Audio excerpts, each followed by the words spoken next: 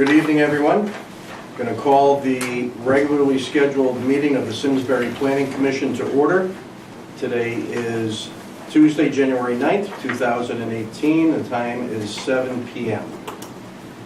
I'd like to thank SCTV for videoing the proceedings.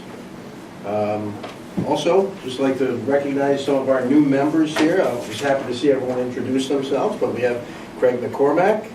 This is Elizabeth Bird. She's a returning player. Excellent. Alan Needham. I'm Bill Rice. Aaron Levitt-Smith. Dave Blooming. And Rich Cortez. Thank you all. Congratulations on winning your elections as well. Thank you. Thank you. Look forward to working with you. Okay, first order of business, if you'd all stand and join me in the Pledge of Allegiance.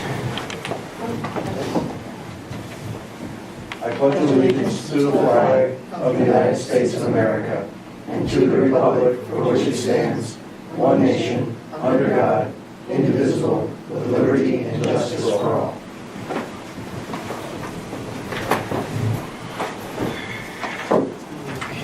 That's a nice touch, Bill. We didn't do that on the ZBA or on the...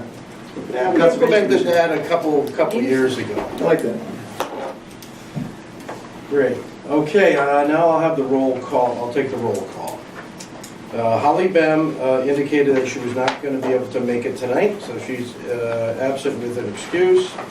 If you hear your name, just please say here. David Blooming? Here. Aaron Levitt-Smith? Here. Craig McCormack? Here? Alan Needham? Here. William Rice? Here. Elizabeth Burt? Here. Richard Cortez? Here. Gary Lungarini. So Gary is absent. Okay, so the composition of this commission is 6 regular members and 3 alternates.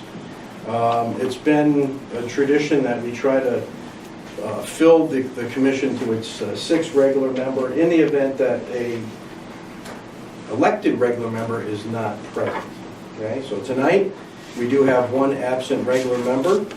So I'm going to start the rotation of promoting alternates to a regular seat. And Elizabeth, your name is first, so I'm going to ask that you attain a regular status. Will do. Seated alternate. Thank you. So well, what that means is during any deliberations, alternates are not allowed to deliberate. But during public comment or public hearings, Public hearings only. public hearings only? Public hearings unless you're entering into a workshop. Okay. So we'll keep that in mind. We'll guide the commission if the circumstances present themselves. Next order of business. We have noticed the election of officers. Now, I can't remember if it's our bylaws or the state statute or whatever, but we Bylaws to notice have twice. to have noticed twice prior to the election of officers. So what I expect is that we'll have this agenda item on our next meeting, at which time we'll have the opportunity to elect officers. We do have a vacancy for secretary. Bob Kolakowski chose not to run again, so we do need to fill that office. I'm more than happy to continue as the chairman, but if someone else would like to nominate someone else and we can have a discussion and a vote, that's fine with me. So we can formalize that at our next meeting. And the election is only open to regular members. Seated regular members. Seated members. So if an alternate is seated, they can vote. I'm not sure. Not sure about that. If I can attempt to clarify that, I believe by your bylaws that to hold office, you need to be a regular member. But your membership at that night elects your officers. Does that include alternates? Alternates do If not they're vote seated. unless they're seated. Okay. Okay. But they cannot be nominated. Cannot be That nominated. makes sense. Good. So, Bill, if I may? Yep. So their secretary position is vacant at this point? Yep, So are there interested members of the commission for that position? I believe there is or are, yeah. When would it be appropriate to discuss that? Is it next time? Okay. Okay, next on the agenda, approval of the minutes from our November 28th meeting. Wow, it's been a while. Okay, so since we don't have a secretary at this point, I'll go ahead and take us through those minutes. Let's see, okay, so that was from November 28th. So for commissioners who are new here, okay, I guess I would expect that if you weren't at the last meeting, you're probably going to abstain from any motion to approve or not approve. But the process that we use is that whoever's going over the minutes will just ask for comments on page-by-page basis. If there are none, we'll just turn the page. We don't want to spend a whole lot of time on this. Okay, so, So can I just take a moment? Yeah. Just to explain the process of the meeting minutes. You have a meeting, we're required by FOI to record the minutes with the town clerk in 7 days. So what you're really doing and making any changes, if you're ever looking at meeting minutes, I always recommend that you look at the meeting and then the following meeting. So we're not technically going back and changing the minutes before you. This month's meeting will make those changes and be reflected in this month's meeting minutes. You don't go back and change November's meeting minutes. This January meeting minutes will reflect any changes to November's. A lot of commissions think we go back and actually change and refile those November meeting minutes. You do not do that. Those are already recorded with the clerk. So you really get, you look at one meeting in the next meeting when you're looking at meeting minutes. okay, clear? Okay. So on page 1, any comments? Page 2. Okay, I'd like to entertain a motion to accept the minutes as recorded. So, Okay, so the motion by Aaron. I'll second. Alan seconds. Any discussion? All in favor of the motion, please say aye. Aye. Any opposed, say nay. Any abstentions? Abstain. Okay, Elizabeth Bird's abstaining. I wasn't there, so I Yep. can't vote for it. That would include the new members. Okay? So the motion passes with one abstention.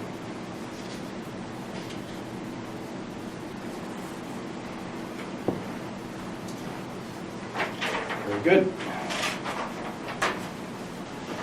Bill, if I may, Sure. a question. So Elizabeth just pointed out, so new members, should we have abstained from approving the minutes, given that we were not present? Unless you, but Craig is a regular member, okay? So if you had watched the video, then I think you have the basis to pass judgment. If you haven't, I would recommend that you abstain. So did you vote? Well, so would I have even been eligible as a non-member of the commission? At that time? At that time? I think the safe thing to do is abstain. Okay. So 2 abstentions. Dave, how about you? Same thing? I attended the meeting, but as a public audience. So I don't know where you are with that. I'm happy to abstain, since I was not a member of the commission. Mr. Chairman, just clear, you're voting on whether the meeting minutes reflect what occurred at the meeting. And as a regular member, if you're familiar with the record, I think you can attest on whether or not the meeting minutes reflect what occurred at the meeting. So you're saying that Mr. Blumey can, If he feels that he was in I was here and no different didn't- than viewing the recording. Okay. If he feels that the meeting minutes reflect what occurred at the meeting, he's agreeing with the minutes as written. okay, Dave, then That's fine. you say aye? Aye. Okay.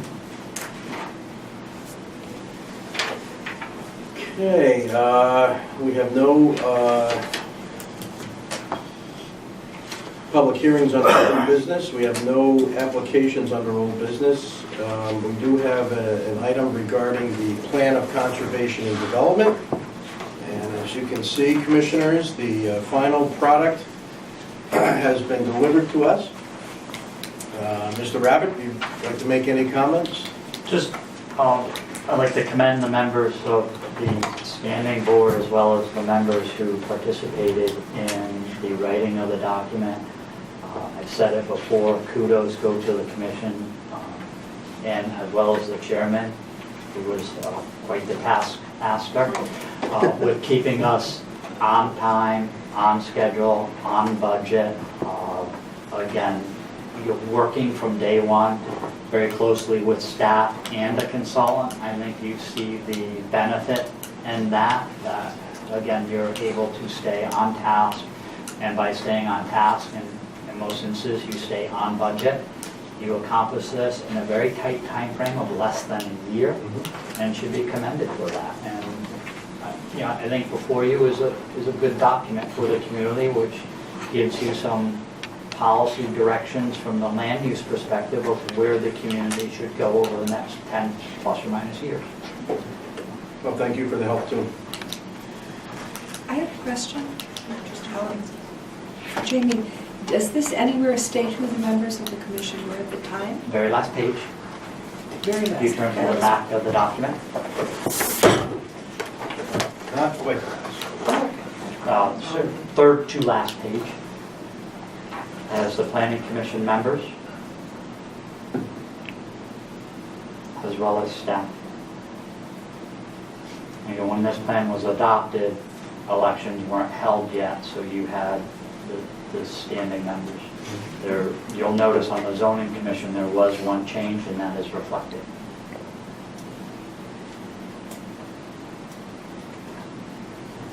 Does that satisfy your curiosity, Elizabeth?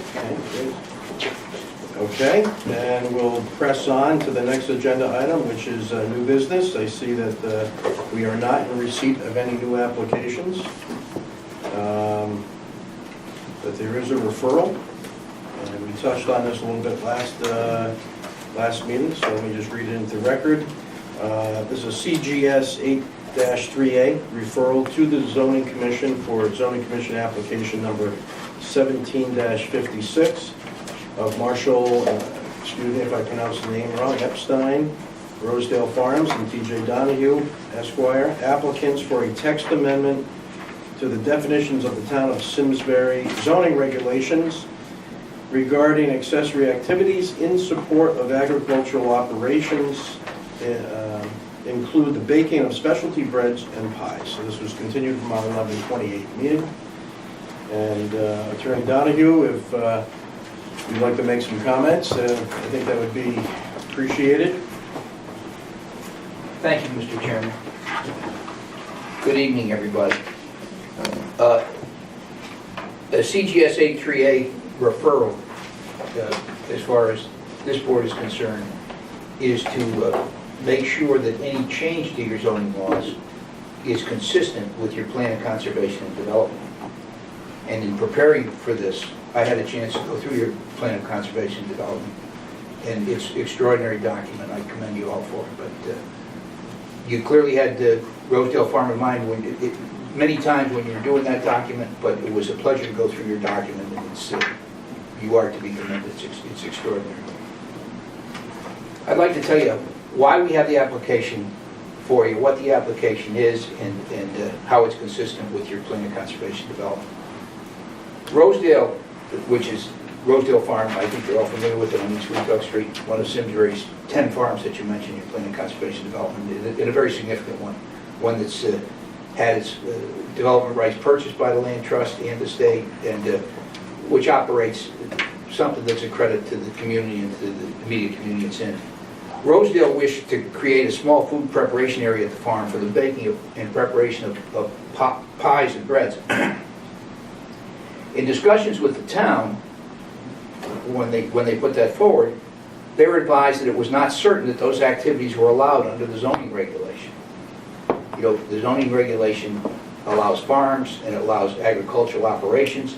And agricultural operations, as we'll discuss in a minute, possibly could be ambiguous or vague in that regard. So there's no question that Rosedale is a farm. It's been a farm for, you looked at the length of farm, but it's been a farm for nearly 100 years in the same family ownership. The question is the baking and pies, and especially breads, an agricultural operation in accordance with our regulatory scheme? And so, recognizing that there was a potential ambiguity, the application proposed a text amendment clarifying the definition of agricultural operation.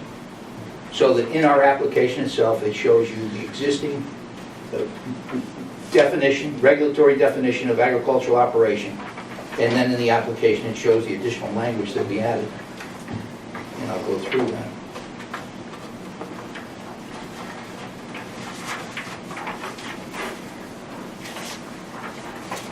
I think I'll go through it.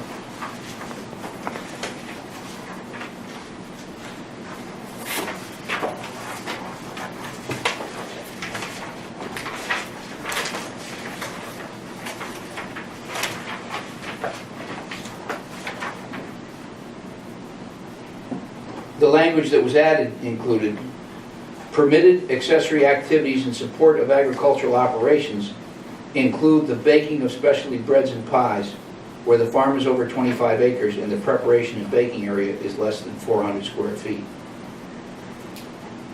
By definition, by common sense, something that's consistent with the farm has to be consistent with the farm that it is, and it would make no sense to have a 5,000 square foot bakery on a farm site. So that those measures and yardsticks were put in to make sure that there was some limitation as it. The proposal, as we presented it, was to create the guidance of a safe harbor for the applicant so that he can make a prudent investment in his operations in the farm.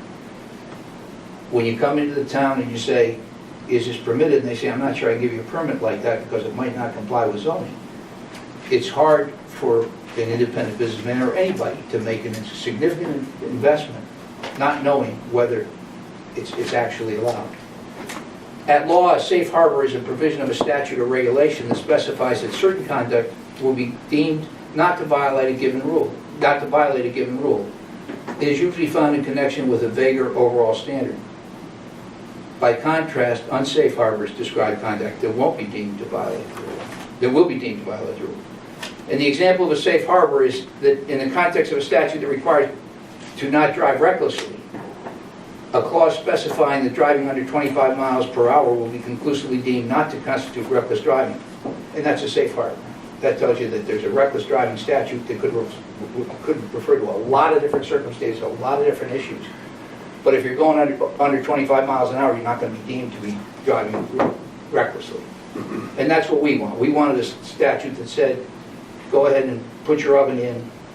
We did the least amount of modification to the definition, but put your oven in, and if you're under 400 square feet of your area, and your farm is of the adequate size, and it's consistent with the scope of the operation of the farm, you're okay. Safe harbor enactments are used very much today. They're used in tax law, Americans with Disability Act, Fair Housing Standards Act, securities law, Medicare law. We see them all the time. And I submit to you that this is an appropriate measure to do the least surgery to your regulation, but also to create certainty so that we know that he can go and build his little baking area. We submit to you the application should be granted because it's consistent with all town regs and laws, totally consistent with the 2017 Plan of Conservation and Development, and is a minimalist approach to protect the applicant's interest and further its needs while having limited impact on any existing regulations. And the very fine Plan of Conservation and Development that we have, I'd just like to go through the points of interplay. The introduction and preface of the plan clearly articulate the prominent role of farms in our community, the changing profile and demographic of our residents and community, and the preeminent goal of our town and land use agency to preserve, protect, and enhance our farms throughout our town. There's nothing in that Plan of Conservation and Development that doesn't tell you this Planning Commission saw preservation of those farms as a prime goal And these are the places where, at page 4, where under the section that says what we want to protect, number 6 says maintain and enhance community character. Simsbury will seek to protect resources that contribute to community character and ambience, historic resources, and farms and farming, scenic views, scenic roads, and community spirit. In Rosedale Farms, that had to be in your mind when you laid out that text there, because that's exactly what they are. At page 34, again, where you say what we want to protect, you further articulate it and state, maintain and enhance community character, and some of the attributes that contribute to community character in Simsbury include natural resources such as topography of Talcott Mountain and West Mountains and the Farmington River. You know, this has within it the greatest aesthetic views of the Talcott Mountain, and it also is adjoining the Farmington River, and does in fact have a trail open to the public, which goes to the Farmington River. And then it says, scenic views, scenic roads, and other scenic resources, including views of the ridgelines, hillsides, and the river valley. Farms and farming, historic buildings and sites, settlement patterns such as villages and other unique places. You know, that has it both ways there, because it also has the historic district with all the historic homes in that village. At page 42, you talk about sense of place. And you state, place is also manifested in the interaction between human and habitat. The organizational pattern of a farmstead, for example, includes the familiar house, barns, and fields.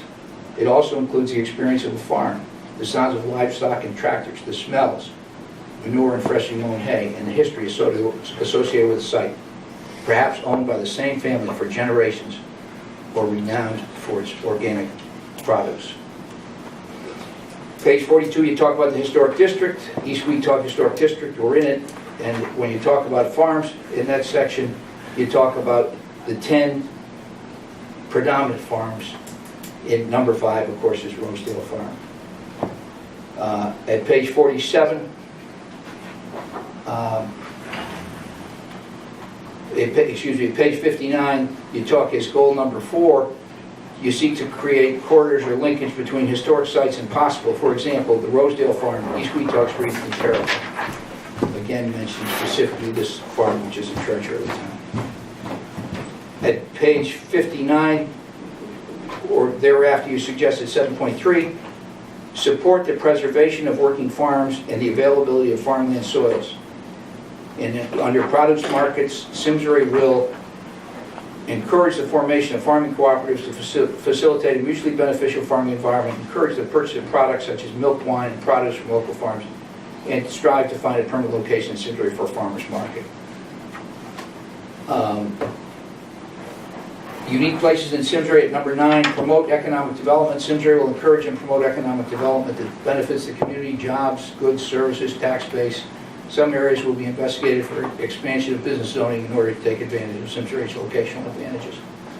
So, we have, what I submit to you is one of the key elements of a place in Simsbury, which you guys recognized in spades. We have a safe harbor, which will allow them to proceed in this season to build out that little kitchen area and to have breads and markets in their farm store this year. It's significant to them, and they're appreciative of your consideration, and I'll answer any questions that you have. Okay, so my first question is, how would the activities associated with this text amendment tend to preserve Rosedale Farm? Everything that, if you've seen the progression of Rosedale Farm, it has been a progression of economic activity and the development of a farm and wine business there.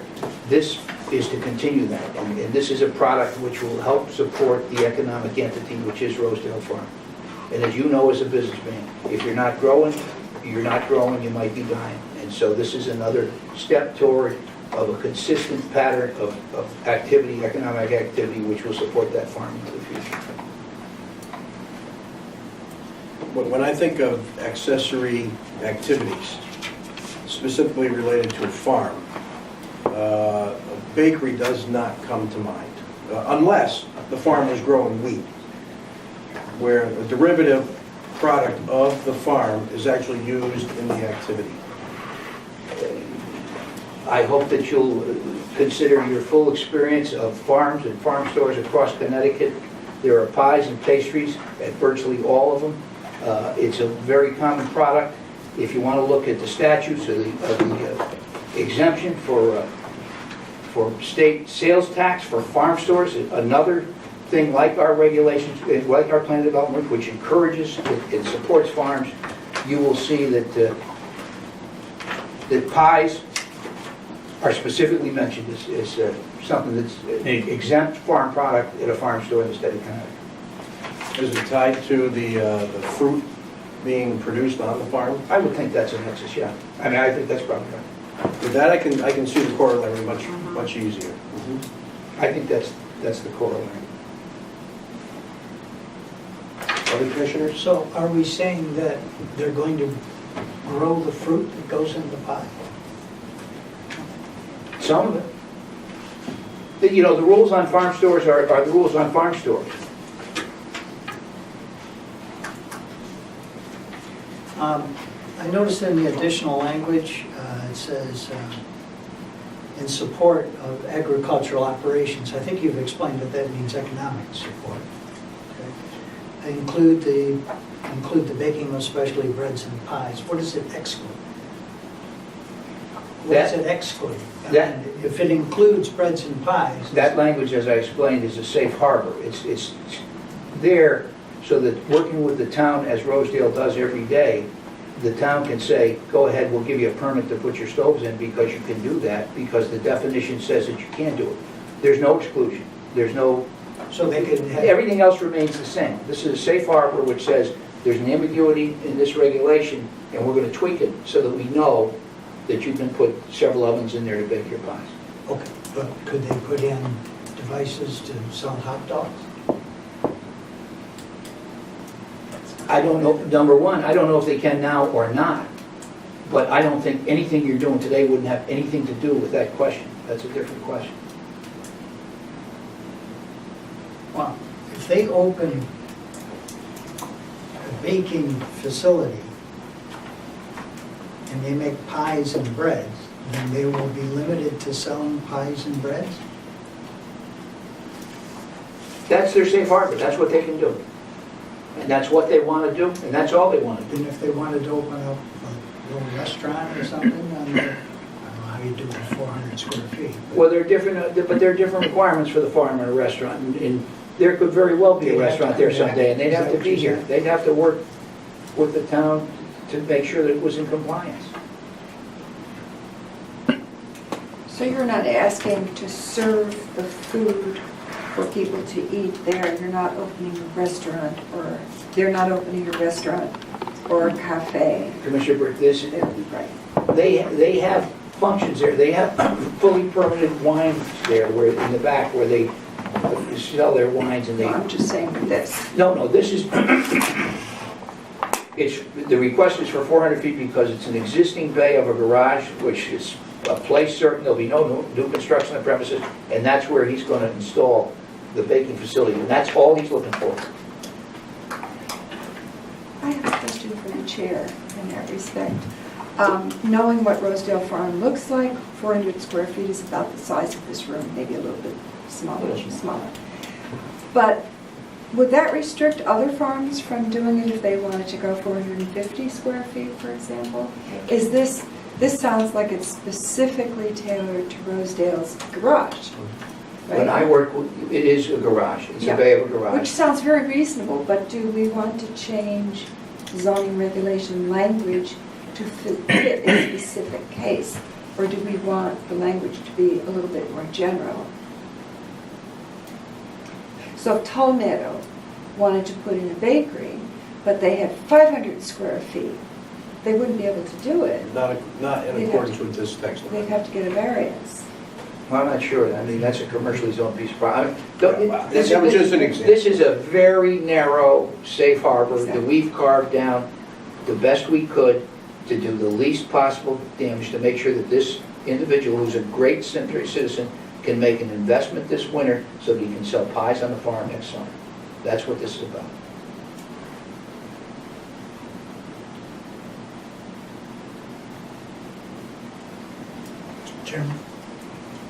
Question, is all of this consistent with the agreement, the arrangement with the land trust, with their definition of agriculture? Yes, it is. It's, their use of this property as that is totally consistent with the covenants that they've made with the, not just the land trust, but the federal and state authorities who are co-holders of the easements.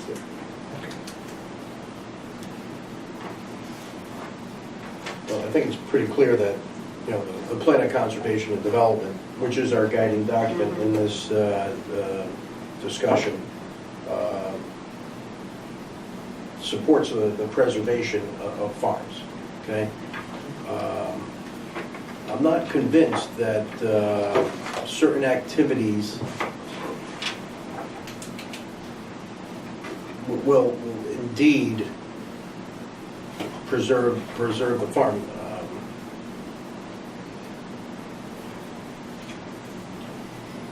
Mr. Chairman, I think the point that I heard made by Attorney Donahue was that the additional economic benefit of this activity continues to help support the going concern of the farm. So in that way, it helps aid in the continued preservation of it. And your Plan of Conservation and Development talks about all kinds of economic activity which it supports. I mean, just because it's a farm doesn't mean it's disqualified from the defined considerations you have supporting employment, economic activity, and things that support scenic places and character places in the community. I mean, Rosedale Farms it's pictures in your plan. I mean, it's part and parcel of what you're looking for, I believe. So I have a question maybe of staff. Can you tell me how the regulations define a farm? A farm under the if I may, Mr. Chairman, a farm under the regulations, and I won't paraphrase it, but in essence, you need 5 acres. You can be in any zone. Any, in essence, any zone. I do have it here, I'm not trying to be difficult. Yeah, no, but again, with regards to a farm, it's a tract of land containing 5 acres or more, used in part or wholly for agricultural purposes, excluding ranching, pig farming, slaughterhouses, and fertilizer manufacturing. A farm may include premises used for keeping of livestock and other domestic animals when permitted by use. Again, under our regs, 5 acres and some type of farming activity, which could be hay, could be tomatoes, could be garlic, On could any be portion of the property. on any, you need 5 acres. It doesn't say Only you 5 need acres. 5 acres in production. Correct, that's my, 5 acre tract, yeah. in essence, a cow makes you a farm. 5 acres and an acre of blueberries makes you a blueberry farm, even though you don't have 5 acres of blueberries. This amendment calls for it being limited to 25 acres. What it's saying, No, you it need a says 25 acre parcel. Doesn't say you need a 25 acre In in production. production. And it doesn't limit. It says it So has to if be.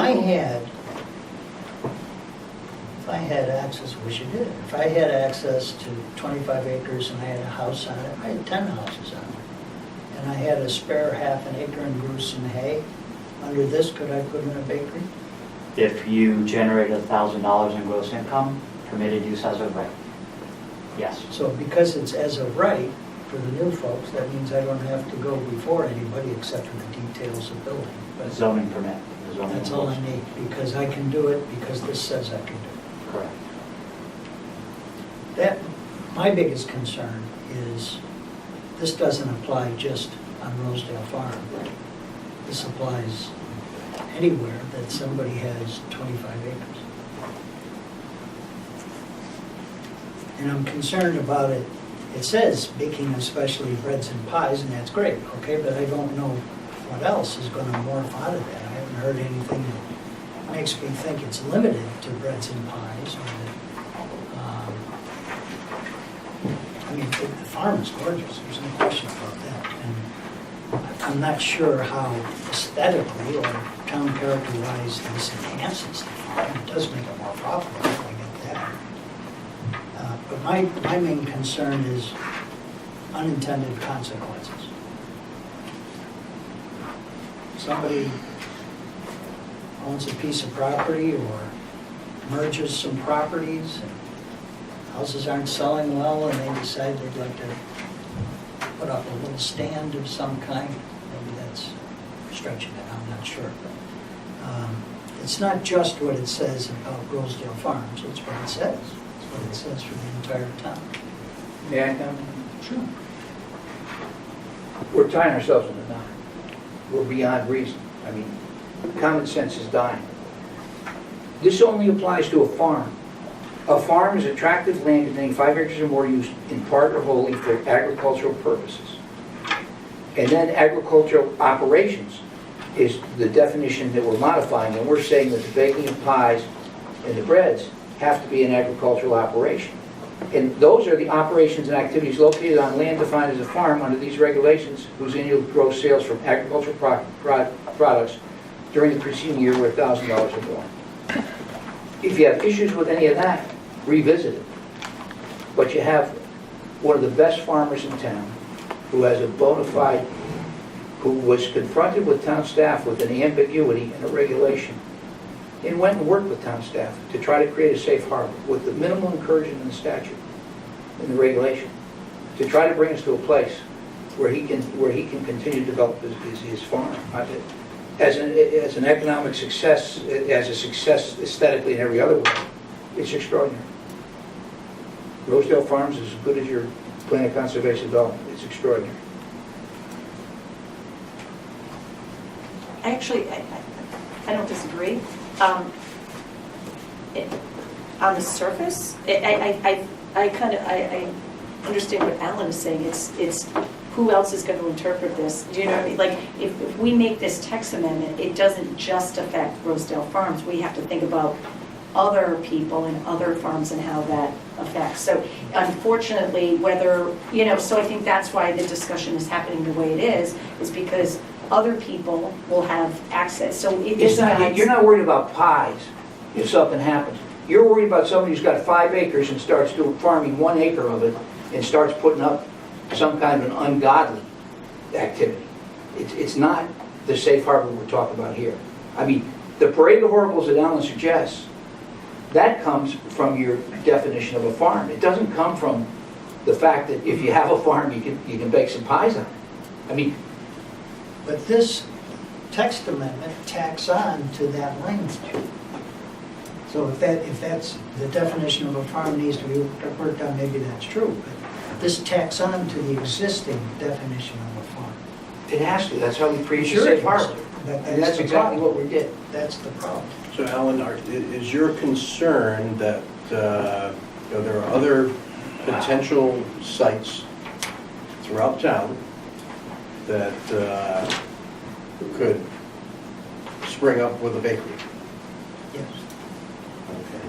And that concerns you? yes. Agricultural sites. Yeah, Right. But it's that's- easy. meeting the definition. Yeah.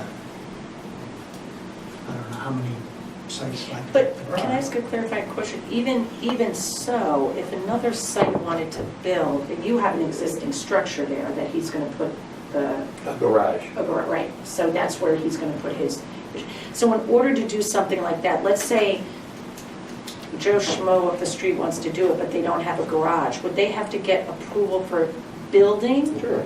They have so to get they- a zoning permit. So they'd have to go, so And there they would be need- other regulations that they would have to go through in order to put something up. So But they- this wouldn't necessarily give carte blanche. Yeah, it does, because this is as of right. They have a right to build a baking facility. But they'd have to go and get they'd have to get another approval. They'd have to get an approval for the structure. The That's what I'm structure would have saying. to be built to code, but the. It'd have to be on a farm, and it would have to Yeah, have it would have to be on agricultural its operations on proprietary it. farm. Right, but what I'm saying is in order to build another to build a structure, a new structure, they'd have to go, there would be other checks and But balances. it's only about the structure, not about the use, Right. But, Correct. you know, Right, it would be about this, right. just the structure. Just- there are certain But if they couldn't economics. get the structure approved, then what? Well, they can. Well, yeah, but what if they didn't? What if it Well, were, you can't deny a permit just because you just do it. No, They what I'm have saying- good reasons. Right, but if there were good reasons not to, then they wouldn't be able to. That's what I'm saying, there would be other checks and balances. Not against the use. No, not against the use. But your plan of conservation development says that you support farms, and you support the development and growth of farms. This is a bakery. No, this is not a bakery, no. This is not a bakery at all. This is an accessory agricultural use to a farm.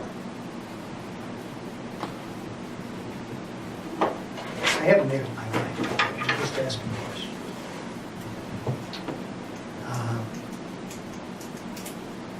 Yeah, I am concerned about other properties doing this. The definition of farm's a little loose, because it doesn't say how much acreage has to be in production. Right. My client is very, very pleased for your consideration and your attention to the issue. He's very pleased that with the support of the community, I mean the whole community, town of Simsbury, the state, federal government, he's in a position where he has a decent economic endeavor and business there. He wouldn't be doing this if he didn't have all the other products that he has on display and for sale there. This is a small niche of a piece of growth which will utilize some of its fruits and be consistent and create a nice smell while people are shopping for their vegetables. But to suggest there's a parade of the horribles where we're going to have 7 bakeries on an empty 20-acre piece in the town, it just doesn't work that way. Economics determines what happens. The ability to make a profit is why Marshall Epstein is an extraordinary farmer entrepreneur. It's why Donnie Tuller is having extraordinary opportunity out there. And the rule of economics and the freedom to start a business and grow a business, this is a very small part of that. You're just not going to have 6 people see what you did tonight and go get 20 acres and start a bakery. I mean, that's beyond any kind of... I mean, I don't mind you looking for exceptions, but I can't think that that's... I think it's unlikely too. I just wanted to, You do think it's unlikely? I do think it's Well, unlikely. thank you. That's important. Just make a comment, our job is to explore a lot of the possibilities and permutations of what could come from a text amendment. Myself, and I know Alan, have expressed publicly that we're very wary of text amendments. Not that we're totally against them, but we just want to proceed with caution. So please understand that we're trying to work through this. It's not our desire to aggravate you. Okay? We have to have the best interest of the town as our main concern. There is no question that anyone would raise that you don't have the best interest of the town. Absolutely no question. Yeah, I don't think, I have a question. So with this, though, this doesn't require farms for having to use their own produce to produce this stuff. No, it doesn't. Okay, all right. So that really, but we were told today that at least some of the fruit will come from the farm. right, I'm thinking outside of Rosedale, like, you know what I mean, if they, so. That's a fair point, and there are 200 farm stores across Connecticut, and every one of them, there is a very permissive language in the state regulation stuff that they can bring in, as long as the essential character is the same, they can bring in, so I don't want anybody to think that we're, Right, And that's true, they're tougher with the wine. yes, they are. yes, There's I'm a- sure. And you can see why. I would still like clarification, perhaps from Jamie, because you did say you discussed this with the town people, okay? Coming to the 25 acre, I don't have any problem with this. I think that it would be an enhancement of the property, and I would love to buy fresh strawberry pies or pumpkin pies there. But how did we come to the 25 acre and 400 square feet? How big is the Rosedale farm? Oh, I think it's 87. Okay, I would, if I could answer that, because when we, through discussions, figured that maybe we should try to create a safe harbor so that we could achieve the goal, there was a desire to limit its application. And that was just a random pick. Because I just repeat what I said before, I know in the past we've had concerns about writing a change to an existing regulation specifically for one property.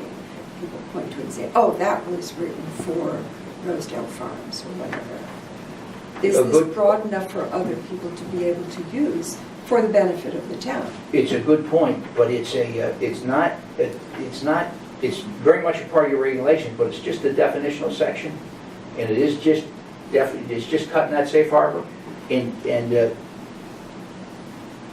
it has application to every other piece of property in town. There's no spot zoning, it's not limited in its application.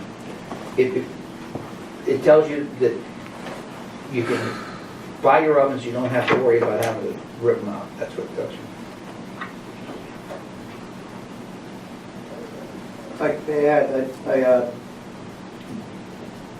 comforted by the fact that it seems as though this is designed to be very limiting in a way. And specifically in the last line here, preparation of baking area is less than 400 square feet. So really, I mean, it's a very small space. It's not as though there's a likelihood of any kind of bona fide commercial baking operation that's going to be going on here. It seems very small in scale. So as a practical matter, I can't imagine that these unintended consequences, which I think are important to think about, would likely occur. You can look at it the other way around. You can say that that is so specific to this site that it keeps other farms from doing the same activity. And think that way too. Keeps them from doing it Same thing. if they don't have 25 acres. They don't have 25 acres, if their building has to be 500 square feet, sure.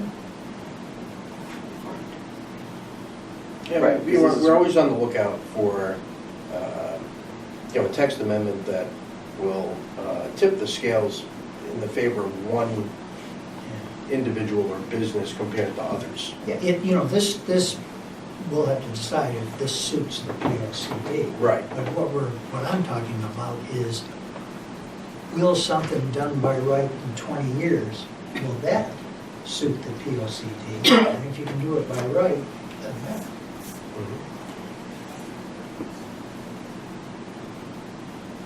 By right, if they make $1,000. By right means that they have a right to do what this Yeah. says. Right, if they have $1,000 worth of Yeah. sales or more, yeah. Okay, so let's circle back to the application relative to the POCD, or the proposed text amendment. Attorney Donahue has pointed out several sections that support his applicant's position. When he was talking, though, it did not match my copy of the POCD, the numbers. I think he was probably using the Right. previous version. Yeah, so I'm just saying The it's, content is still there. right, but I would like to see what those are again. Okay, so this is what we want to protect. Excuse me, Attorney Dunny? Oh, Excuse me, say this one. maybe that. It's like 47.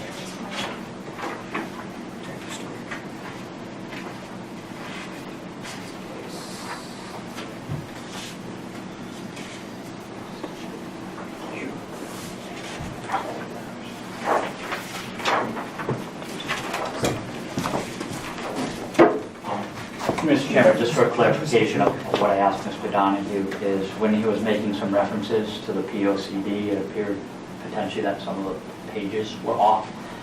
Mr. Donahue has graciously allowed me to see his prepared material.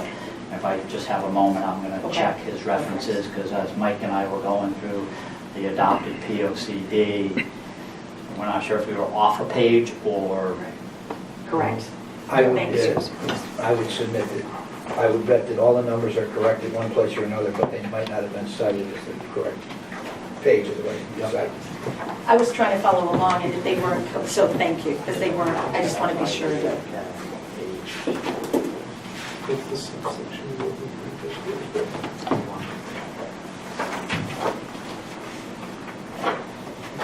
Will say it's really nice to have an applicant read our POCD. I know, that's true.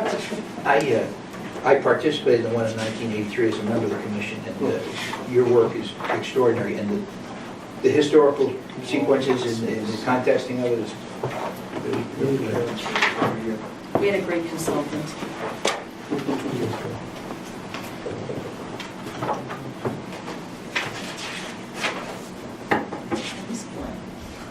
So he's going to end up growing pumpkins or something. Is that right? Yes. I think, yeah. He's We do gonna now. end up growing- Got to check it, I think so, he's got them there. So why do you say that, Alan? Well, because they said some of the fruit for the pies is going to come from the farm. Pumpkin. Great pies. I'm just saying.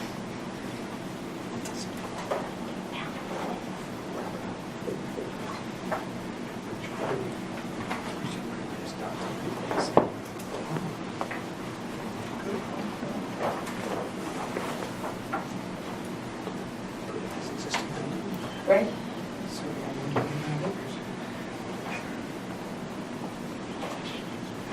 While we're looking for pages, I'd like to just ask you a question. Do you know, is there going to have to, are you going to have to put in a road or a loading area for trucks bringing in produce? If they're going to make peach pies, for example, There'll be no change to the physical infrastructure of the farm as it is.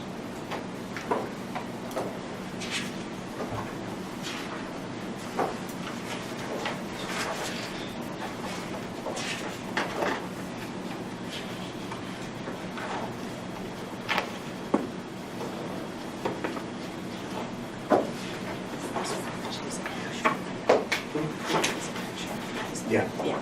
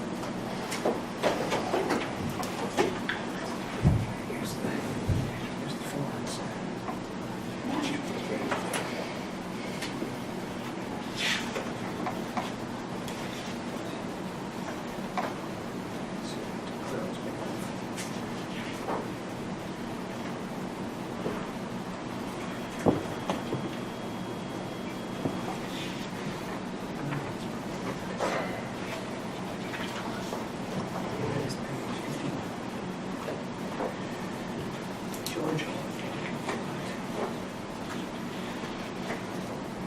Joseph. Pick a batches. Staff a couple of numbers, cross-reference the cited sections. tell us all about that. You can see tangible back. And as they said, it's a return. You got original plan? Yes. Right. If I notice, Nothing in particular. It's the red.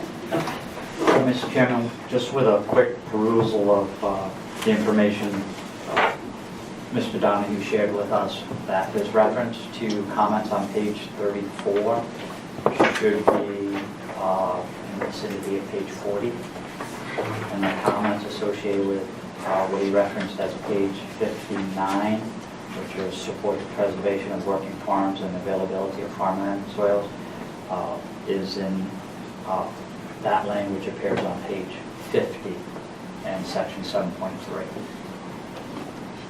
So the language is similar, just his references to the pageation were wrong. So that on staff's part, that led to a little bit of confusion.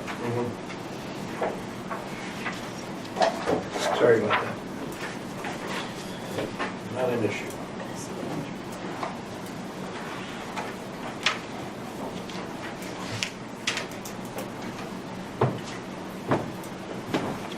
Any more discussion? And we do owe it to kind of pass judgment on this. Anyone interested in making a motion? I make a motion for the approval of the, is that what we're doing? Approval I of think the what you text could, maybe amendment? a positive referral.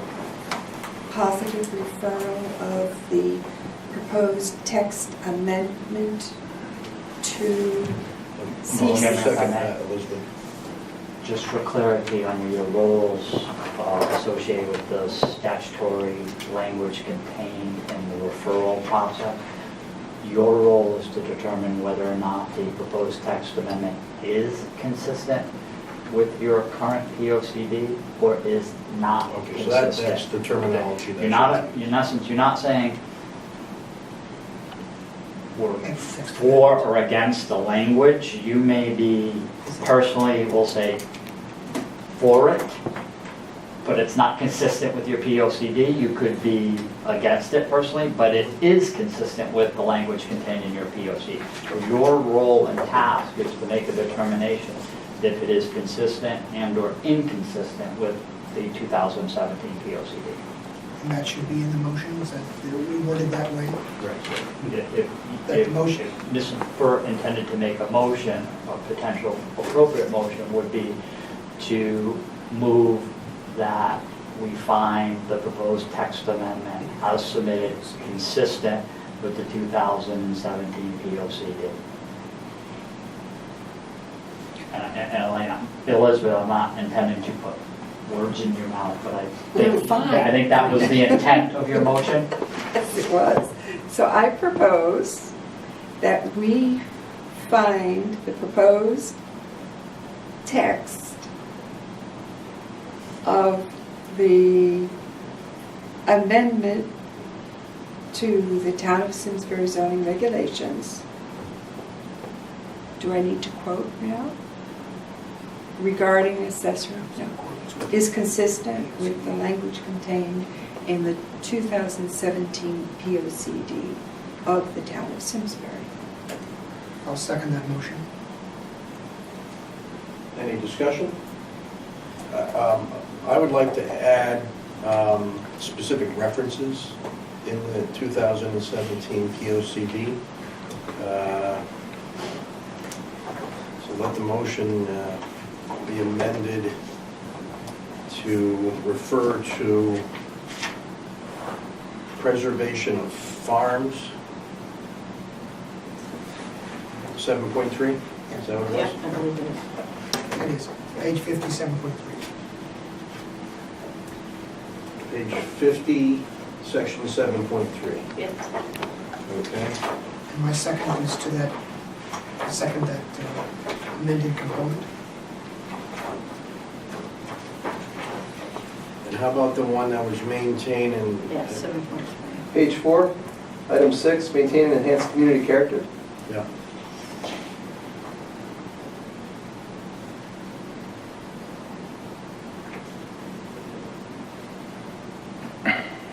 Any other comments? Deliberations on the motion? I'm not allowed to say anything. No. I'm just making sure. Okay, hearing no further discussion, motion to vote. The motion is to indicate that the proposed text amendment is consistent with the 2017 Plan of Conservation and Development. All in favor, please say aye. Aye. Any opposed, say nay. Any abstentions? Motion passes unanimously. Thank you, Commissioners. Thank you very much. Okay, moving on to the next item. CROG Regional Planning Commission 2018 appointments. We discussed this last time. I have already lost the apple. Wait a minute. Oh, you handed it? Okay, good. So I volunteered to continue to be the lead representative from Simsbury. And Alan Needham has agreed to be the alternate. So Alan, I think I told you, next week is the meeting. Okay? Town hall room 400. 400. So upstairs, regular big conference room. Did you get the, I'll forward you the Okay, appreciate it. website with the agenda and stuff. Oh, great. Thanks. Now, interestingly enough, a lot of towns have combined planning and zoning commissions. Could Simsbury send someone from the zoning commission? Or is it really, it's a planning commission function? Planning function. Okay. Okay. Yeah, Because actually, the task of the Regional Planning Commission is in some aspects, referrals that we send to CROG. Mhm. Some of that function is the Regional Planning Commission. The Regional Planning Commission is responsible for preparing the regional plan. yep. So it is truly the planning function of planning and zoning commission. So Elizabeth asked if I could maybe highlight some of the points that are discussed. Typically, there's a special guest, someone like from regional transportation, or one of the more recent ones, there's a organization, a government organization that is set up to be like a clearinghouse for contractors, for towns. They've already agreed to rates and things like that. So it's more of an awareness type of presentation that happens. There's been a lot of discussion on the busway. These transportation corridors, whether it be the new train tracks that are going in the north-south direction, or the busway that runs through West Hartford, Dillington, New Britain, and the development that is expected to occur in the vicinity of those throughways. And then, as Jamie just explained, there are certain applications that need to be considered by the Regional Planning Commission, primarily if an application in one town abuts another town. So it's a way for I think there's 39 towns in the Hartford, or the CROG, the Capital Region campaign. Didn't this one go through CROG? Yeah, the one we just did went through CROG. Which one? The one we just voted on. Yeah, it had to go through. They had- I'm not sure why. That's because it was a proposed text amendment that affects land that abuts other municipalities. Oh, Bloomfield, in that case? All of them. We have residential zones abutting and. Oh, it's not a specific application for a subdivision or something like that. Yeah, no, Okay. that's the whole town. Yeah. So if you're interested, I could send you, the list of things that are being considered. So is the state or federal government involved at all, or this is purely local municipalities? Is CROG, I'll explain. yeah. So like state funding or Donald Trump's infrastructure plan for the federal government, any of that coming up?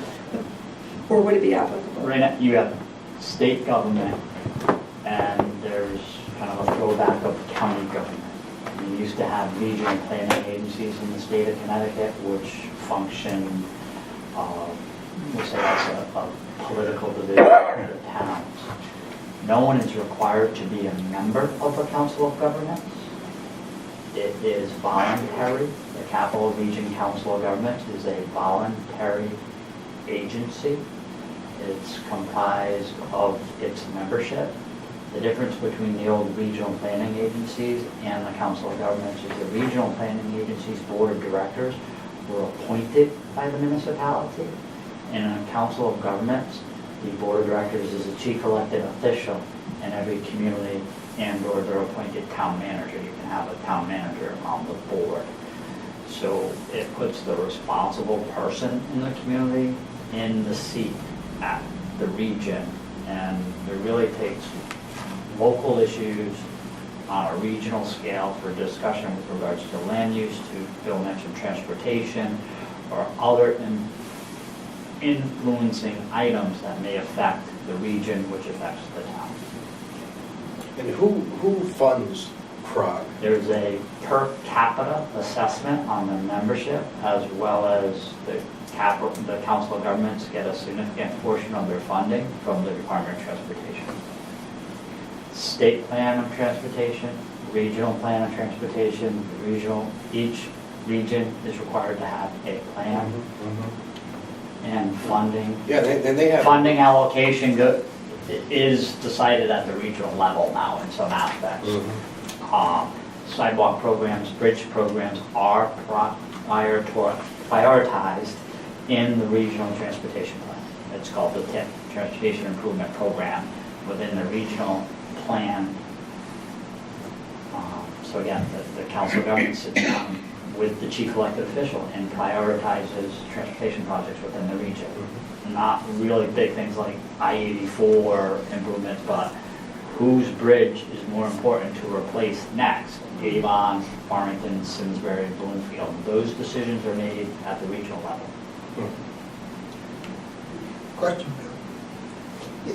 Does this body provide an opportunity to look at where communities could do things in a shared basis to reduce costs for everyone? Yeah, the Council of Governments actually has a shared resource program and also a buying initiative. The also. Regional Planning Commission meetings that I attend don't discuss that. So it's probably, that's the CROG, another CROG function. The Capital Region Council of Government. You can look at the Council of Governments as a conduit for local government to come together in a regional and formulate a regional position that they can articulate to the state. I come from almost 28 years of regional agency work from the transportation and government side. Have they done that? Has there been emanating from CROG proposals to do sharing across different communities? Absolutely. Our building permit software is a CROG initiative to provide cost savings and bulk purchasing of permit software for municipalities.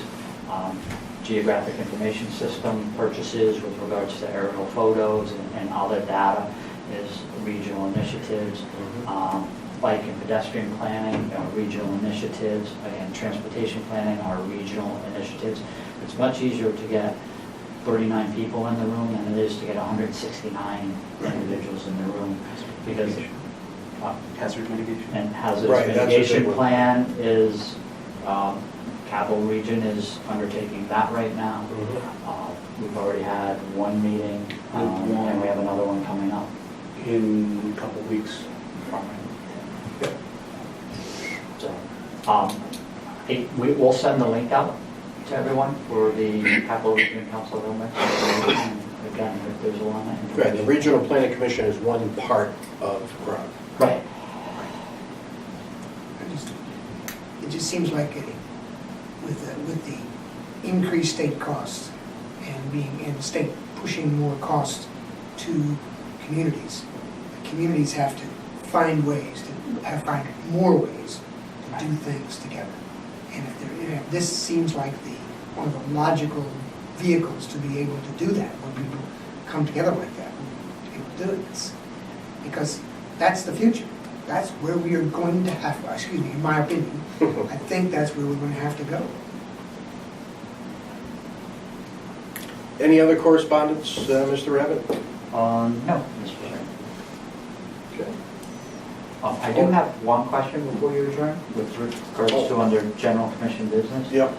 Next month, your agenda is anticipated to be light, election of officers.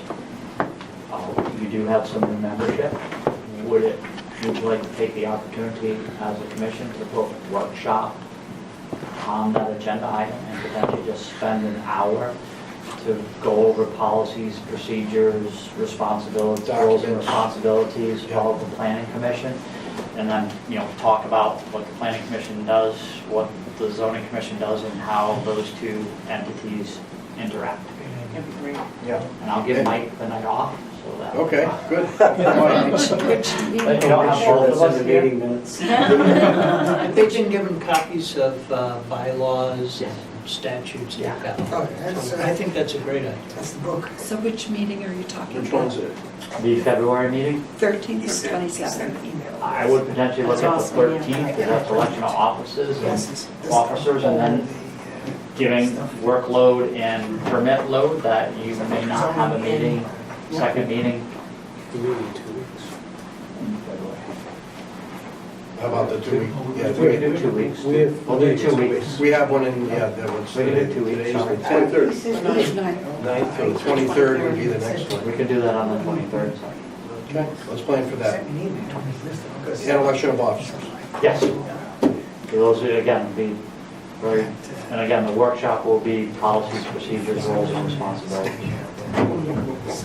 Good. Yeah, I think it's helpful to do that sooner than later. Okay, one last item. Well, adjournment. I move to adjourn the meeting at 8:12. Second? Mr. Blumey seconded. All in favor of adjourning the meeting, please say aye. Aye. Any opposed? Motion carries unanimously.